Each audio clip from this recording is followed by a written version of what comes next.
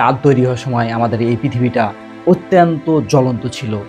ওই যে রাতের আকাশে আমার মাথার উপর যে চাঁদটি দেখতে পাচ্ছেন, এই চাঁদটি আমরা কিভাবে পেলাম জানেন? এই চাঁদটি আমাদের পৃথিবীর একমাত্র সাথী, আমাদের এই পৃথিবীর একমাত্র উপগ্রহ। এই চাঁদটি কিভাবে তৈরি হয়েছিল জানেন? আমরা দাদা দাদি নানা নানিদের মুখে এই চাঁদকে নিয়ে অনেক গল্প শুনেছি। কবিরা কবিতা লিখেছেন, শিল্পীরা গান লিখেছেন, প্রেমিক প্রেমিকারা এই চাঁদকে নিয়ে কত ভালোবাসার ছন্দ লিখেছেন। এই চাঁদটিকে দেখিয়ে মা তার ছোট্ট শিশুটিকে কোলে ঘুম পাড়িয়েছেন। চাঁদকে নিয়ে আমাদের নানান কাহিনী, নানান গল্প তৈরি হয়েছে এই পৃথিবীর বুকে।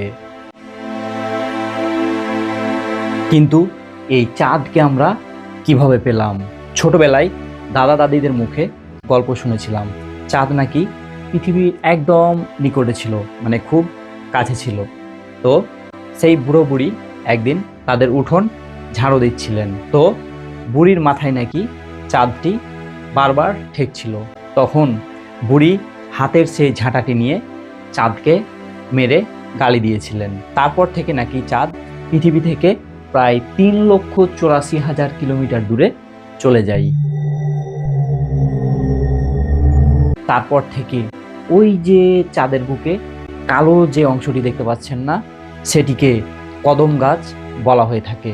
এবং নিচে বুড়ো বুড়ি ধান বানছে, এই কথাটি এখনো অনেক গ্রামীণ মানুষের মুখ থেকে শোনা যায়। কিন্তু বিজ্ঞান কি বলে জানেন?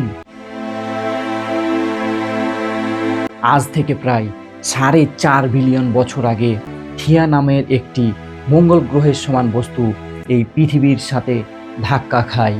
সেই সংঘর্ষে পৃথিবী থেকে ছিটকে যাওয়া অংশগুলো একত্রিত হয়ে মহাকর্ষের টানে আজকের এই চাঁদটি তৈরি হয়েছে।